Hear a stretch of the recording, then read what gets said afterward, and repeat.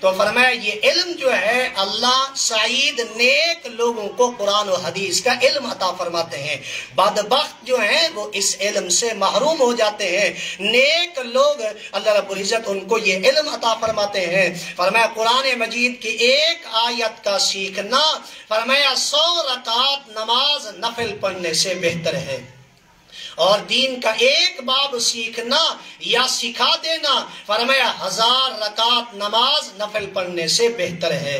اب دیکھو آپ ہر اتوار آتی ہیں، کتنے مسائل سیکھ کے جاتی ہیں، دین کے کتنے باب سیکھ کے جاتی ہیں، تو آپ جب گھر جاتی ہیں تو اللہ کی قسم، رب کعبہ کی قسم، آپ اپنے دامن میں ہزاروں نوافل کا ثواب لے کر جاتی ہیں۔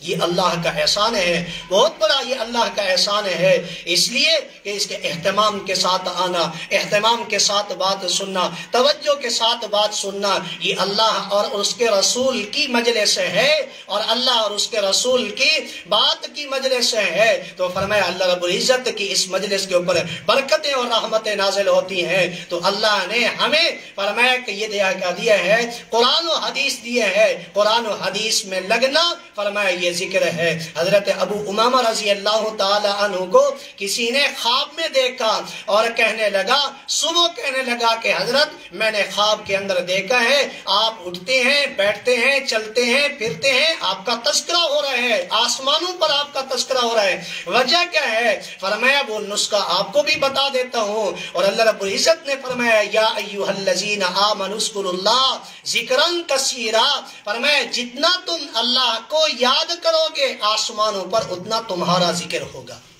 تمہارا تذکرہ ہوگا، تمہاری یاد ہوگی۔ جتنا ہم اللہ کو یاد کرتے جائیں گے اتنا ہمارا تذکرہ ہوگا۔ جتنا حضور علیہ السلام کے اوپر درود پڑھیں گی تو یہی درود پیش کیا جاتا ہے روزانہ صبح و شام، جب درود پڑھیں گی تو حضور علیہ السلام کے روضہ اقدس پر یہ درود ہمارا پہنچتا ہے، تو حضور علیہ السلام کے سامنے بھی نام لیا جاتا ہے، فلاں بن فلاں، فلانی بن فلاں جو ہے اس نے آپ کے اوپر درود پڑھا ہے۔ جب تذکرہ ہوتا ہے، نام لیا جاتا ہے، تو پھر بلاوا بھی ہو جاتا ہے، روضہ رسول کے اوپر پھر حاضری کا شرف بھی نصیب ہو جاتا ہے۔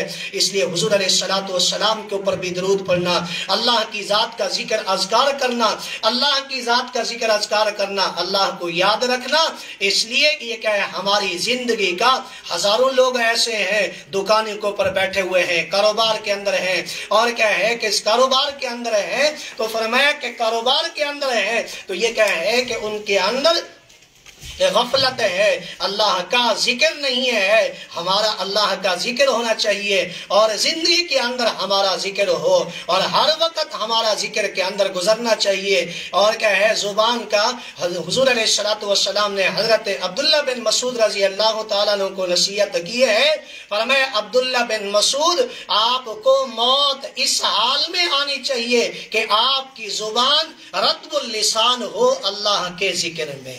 تو اللہ کے ذکر میں یہ کیا ہے ہماری یاد ہونی چاہیے، اور اللہ کے ذکر میں ہمارا وقت گزرنا چاہیے۔ تو سب سے بڑا اللہ نے ذکر کے لیے رمضان المبارک عطا فرمایا ہے، اللہ نے رمضان المبارک دیے ہے۔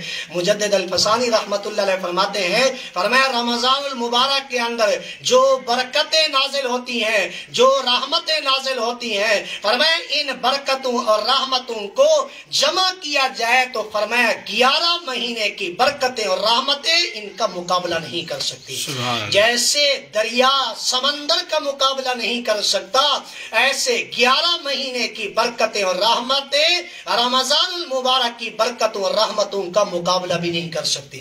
اللہ نے مجھے اور آپ کو رمضان المبارک عطا فرمایا ہے، اور فرمایا کہ یہ رمضان المبارک کا یہ آخری عشرہ ہے، تو اس آخری عشرہ کا آج سے شروع ہو جائے گا، اور کیا ہے کہ آج سے یہ 20 کی رات ہے تو یہ آخری عشرہ شروع ہو جائے گا۔ تو اس آخری عشرے کے اندر حضور علیہ السلام کے 2 عمل تھے۔ ایک عمل آپ صلی اللہ علیہ وسلم کا اعتکاف کا عمل تھا، آپ صلی اللہ علیہ وسلم نے زندگی کے اندر 8 اعتکاف کیے ہیں. سبحان اللہ. زندگی کے اندر 8 اعتکاف کیے ہیں. اور 1 سال کے اندر تو حضور علیہ السلام نے پورے مہینے کا اعتکاف کیا ہے. اور 1 سال حضور علیہ السلام نے 20 دنوں کا اعتکاف کیا ہے.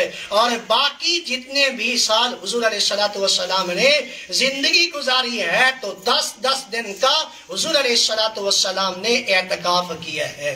تو آپ صلی اللہ علیہ وسلم کی زندگی کے 8 اعتکاف ہیں. تو ہماری زندگی جتنی بچی ہوئی ہے مستورات آج سے نیت کریں کہ ہمارے گھروں کے اندر بھی اعتکاف کا اہتمام ہونا چاہیے.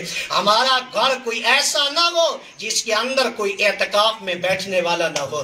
عطا رحمت اللہ علیہ فرماتے ہیں اور میں جو اعتکاف میں بیٹھ جاتا ہے اور ایسے ہے جیسے کوئی آدمی دنیا کے اندر کسی کا ہے سردار کی دہلیز پہ بیٹھ جاتا ہے, بادشاہ اور وزیر کی دہلیز پہ بیٹھ جاتا ہے اور اسے مانگتا رہتا ہے دے دو دے دو دے دو. وہ سردار, وہ وڈیرا, وہ چودھری جو ہے کچھ نہ کچھ اس فقیر کو دے دیتا ہے. تو فرمایا کہ اعتکاف میں بیٹھنے والا یہ بھی رب کا فقیر ہے, رب کی دہلیز پہ بیٹھا ہوا ہے. اور دنیا والے جب ان کے دروازوں پہ کوئی بندہ بیٹھ جائے تو دے دیتے ہیں. وہ تو اجوت الاجودین ہے, وہ تو سخیوں کا سخی ہے, بادشاہوں کا بادشاہ ہے. تو جو اس کے دروازے کے اوپر دہلیز کے اوپر بیٹھ جائے گا تو اللہ تعالیٰ اس کی جھولیوں کو بھی بھر دے گے. اس کی جھولیوں کے اندر زندگی کے اندر برکات آئیں گی اور زندگی کے اندر انوارات آئیں گے, زندگی کے اندر سکون آئے گا. اور اس اعتکاف کے اندر اپنی بھی بخشش کروانی ہے, اولاد کی بخشش کروانی ہے, اپنے خاندوں کی بخشش کروانی ہے, اپنے کنبے قبیلے کو قبول کروانا ہے, اپنے خاندوں کو قبول کروانا ہے. رب کی دہلیز پہ جب ہم بیٹھ جائیں گی, اللہ سے مانگیں گی, رو رو کر مانگیں گی, تو آدمی جب ایک مرتبہ کہتا ہے, دنیا کے اندر تو آدمی ایک مرتبہ کہے کہ رب تعالیٰ کا نام لے تو اللہ رب العزت کیا فرمایا, 70 مرتبہ کہتے ہیں لبیک یا عبدی, لبیک یا عبدی. لیکن آخرت میں جب بندہ بلاتا رہے گا 70 مرتبہ بھی کہتا رہے گا, بلاتا رہے گا, رب تعالیٰ توجہ نہیں فرمائیں گے.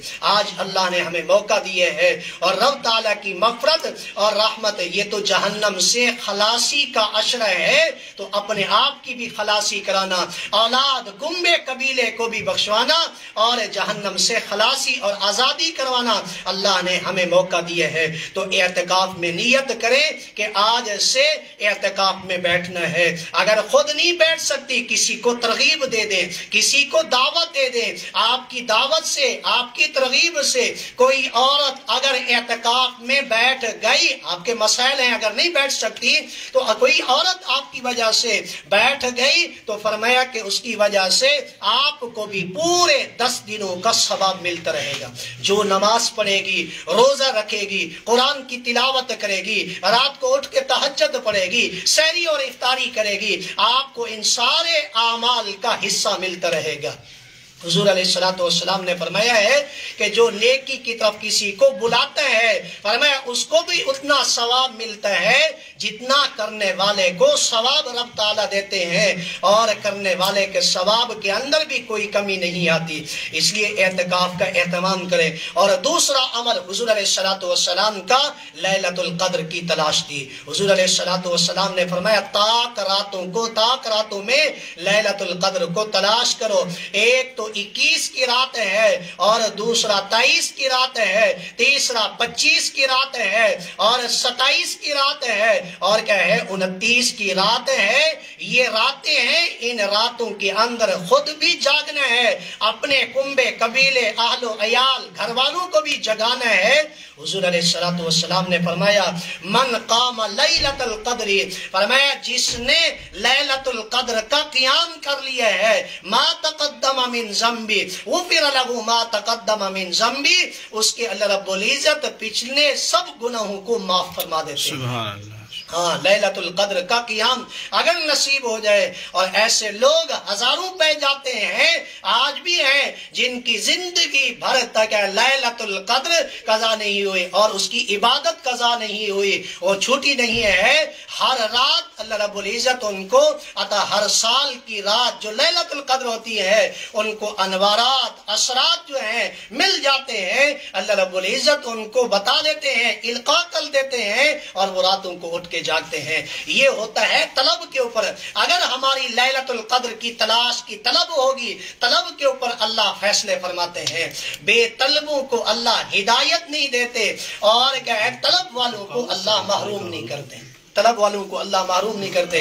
اگر ہم لیلۃ القدر کی طلب دکھائیں گے اللہ رب العزت کو، دعا مانگیں گے، اہتمام کریں گے، اللہ سے دعا ہے کہ اللہ پھر کیا کر دے گا، ہمیں بھی لیلۃ القدر کی عبادت نصیب فرمائیں گے، لیلۃ القدر کا جاگنا اللہ رب العزت نصیب فرمائیں گے۔ حضور علیہ السلام کے سامنے بنی اسرائیل کے لوگوں کا تذکرہ آیا کہ 200 سال عبادت کیا کرتے تھے، 500 سال عبادت کیا کرتے تھے، تو حضور علیہ السلام پریشان ہو گئے، میری امت کے لیے تو پھر ہے کہ یہ زندگیاں ان کی کم ہے، تو آپ صلی اللہ علیہ وسلم نے پریشان ہو گئے۔ جبرائیل القدر وما ادراک ما لیلۃ القدر، حضور علیہ السلام کو بتا دیا ہے، محبوب آپ کی امت کا کوئی بندی لیلۃ القدر میں جاگ کر عبادت اگر کرے گی اور کرے گا تو فرمایا کہ ہم اس کو کیا کر دیں گے، ہر سال سے بہتر عبادت کا ثواب عطا فرمائیں گے۔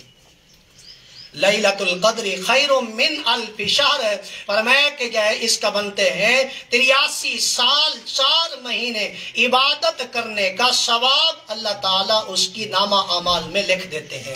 دیکھو ایک رات کا ثواب ہے، تو اس لیے اہتمام کرنا ہے، لیلۃ القدر کو بھی جاگنا ہے، اور اسی طرح دوسرا اعتکاف کا بھی اہتمام کرنا ہے، اور تیسری چیز جو ہے حضور علیہ السلام اس آخری عشرے کے اندر پیغمبر فرمایا کہ سخاوت ایسے کیا کرتے تھے جیسے ہوا چلتی ہے، جیسے ہوا چلتی ہے اس طرح پیغمبر کے ہاتھوں سے مال نکلا کرتا تھا، سخاوت ہوا کرتی تھی حضور علیہ السلام کے ہاتھوں سے۔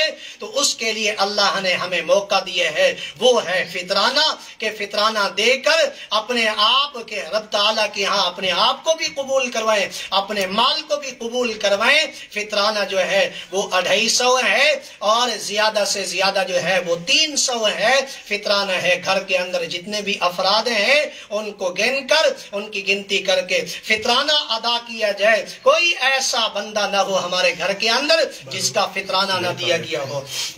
صحابہ نے حضور علیہ السلام سے سوال کیا، یسألونک ماذا ينفقون، کہ اللہ رب العزت نے آیت نازل کر دیے ہیں اور فرمایا ان کو کہہ دیجئے کہ غریبوں کے اوپر خرچ کرو، مساکین کے اوپر خرچ کرو، یتیموں کے اوپر خرچ کرو، وابن السبیل، اور فرمایا کہ مسافروں کے اوپر خرچ کرو۔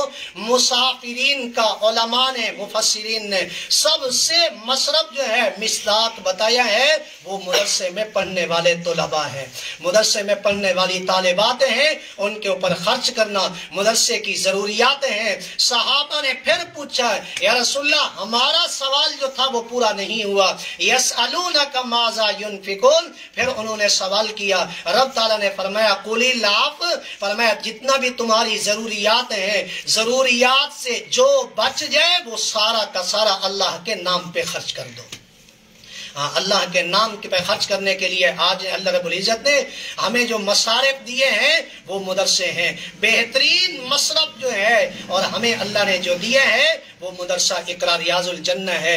اس کے اوپر اپنا فطرانہ جو ہے، اپنی زکوٰۃ جو ہے، سونا ہے، چاندی ہمارے گھر کے اندر رکھی ہوئے ہے، زیورات ہیں، ان کی زکوٰۃ میں کیا ہے مقدار بنا کر اور ان کی زکوٰۃ ادا کریں، فطرانہ ادا کریں۔ اور فطرانے اور زکوٰۃ کا سب سے بڑا مصرف جو ہے آپ کے گھر کے دروازے کے اوپر اقرا ریاض الجنہ مدرسہ ہے، اس کے اندر کیا کرنا، یہ فطرانہ بھی دینا ہے، زکوٰۃ بھی اپنی دینی ہے۔ مدرسے کی ضروریات ہوتی ہیں، کافی ساری ضروریات ہوتی ہیں۔ دیکھو ہمارے گھر کی کتنی ضروریات ہوتی ہیں، बिजली का बिल भी आ जाता है, घर का राशन भी होता है, सारी जरूरियात होते हैं। महीना जैसे करीब आता है तो हमें टेंशन लग जाती है कि ये भी एक क्या है कि यहाँ भी खर्च करना है, यहाँ भी देना है, यहाँ भी देना है। और हमारे घर के अंदर इतनी जरूरियात हैं तो मुदर्से की कितनी जरूरियात होंगी। तो मुदर्से की जरूरियात भी मैंने और आपने पूरी करनी है। ये अल्लाह का एहसान है कि फजल है कि अल्लाह मेरे और आपको माल को कबूल कर ले, जिंदगियों को कबूल कर ले। दीन के लिए जब तक ये मुदरसा कायम रहेगा, मैं और मुझे और आपको कोई पता नहीं है कि अगले साल हम रहें या न रहें, लेकिन ये मुदरसा इंशाअल्लाह क़यामत तक बाकी रहेगा और इस मुदरसे में पढ़ने वाले भी क़यामत तक आते रहेंगे। ये हमारा सदका जारिया है। जो पैसा जो रुपया हम खर्च करके जाएंगी तो ये लगता रहेगा, पढ़ते रहेंगे, हम कब्रों के अंदर होंगे, हमें सवाब मिलता रहेगा। अगर अपना क्या है खाता नामा आमाल अगर खुलवाना चाहती हैं तो फिर अपना जो माल है वो इस मुदरसे के ऊपर खर्च करें कि हम कब्र के अंदर होंगे और लोग हमें याद करते रहेंगे और सवाब मिलता रहेगा। हमारे एक बुजुर्ग हैं कोट अद्दू के, वो एक दिन फौत हुए, उसके जनाजे के ऊपर गया। वो तबलीगी था, लोगों को दावत दिया करता था। लोग जो हैं जाने के बाद माल याद नहीं करते, लोग जाने के बाद प्रॉपर्टी याद नहीं करते, लोग जाने के बाद नेक अमाल याद करते हैं। उनका जनाजा पड़ा गया, जनाजे के बाद उनकी मैयत को ट्रक के ऊपर लादा गया। दूर कब्रिस्तान था, तौसे मोड़ के ऊपर उनको दफनाना था। तो 2-3 आदमी ट्रक के साथ भागते हुए गए और रोते हुए ट्रक को चूम रहे थे, हाथ लगा रहे थे और ये कह रहे थे कि मामा अहमद आपके हमारे ऊपर बहुत बड़े एहसान है कि आपने हमें नमाजी बना दिया है, आपने हमें तहज्जुद गुजार बना दिया है, आपने हमें कुरान पढ़ने वाला बना दिया है। ये बच्चियां आपके पैसे से माल से कुरान पढ़ेंगी, आपके पैसे से माल से तहज्जुद गुजार बन जाएगी, आपके पैसे और माल से ये आलमा बन जाएगी, मुफ्तिया बन जाएगी, मुत्तकी परहेजगार बन जाएंगी। आपको सवाब कब्रों के अंदर भी मिलता रहेगा। आपकी कामयाबी के लिए यही काफी है कि मुदरसे के ऊपर माल खर्च करें। और एक है हमारे क्या है कि डॉक्टर नूरुद्दीन है, निश्तर के हैं, उनके सामने कहते हैं कि मेरे सामने 100 आदमियों की वफात हुई है लेकिन 3 आदमियों को कलमा नसीब हुआ, बाकी 97 आदमी ऐसे थे जिनको कलमा नसीब नहीं हुआ। लेकिन उनमें से असल बताना चाहता हूं, उन 3 आदमियों में से एक औरत थी। पूछा गया कि वजह क्या है कि इस औरत को कलमा नसीब क्यों हुआ, तो उस बताया गया है कि ये औरत मोहल्ले की बच्चियों को पढ़ाया करती थी, मोहल्ले की बच्चियों को तालीम दिया करती थी और इसकी निस्बत से अल्लाह ने उनको क्या दे दिया है, आखिरी वक्त कलमा नसीब कर दिया। और कल ही हमारे बुजुर्ग फौत हुए हैं और क्या कारी असलम खाकी साहब फौत हुए हैं। सारी जिंदगी उन्होंने कुरान पढ़ाया है और सारी जिंदगी उन्होंने मुदरसे में क्या जिंदगी गुजार दी है। कल उनके जनाजे के ऊपर लोगों को जब जनाजे के अंदर आए तो हाथ खड़ा करवाया गया कि कितने लोग हैं जो कारी साहब के शागिर्द हैं। अल्लाह की कसम अक्सर लोग ऐसे थे जिन्होंने कहा हमने कारी साहब से पढ़ा है। माशाअल्लाह।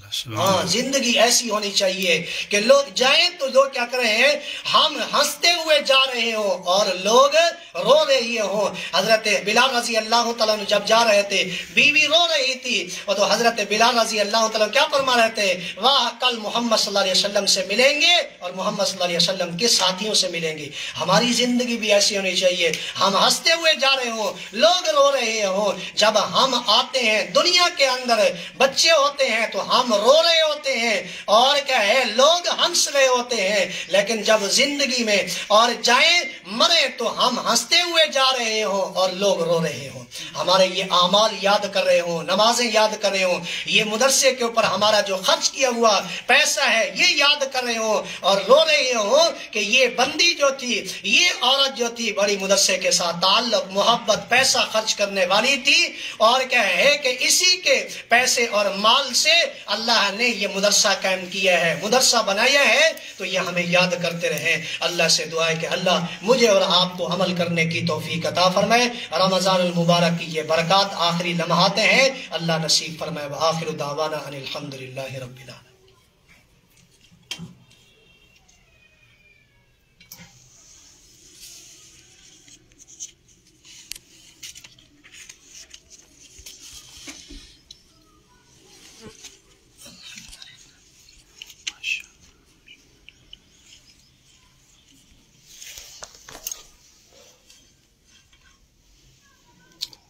ہمارے آج کے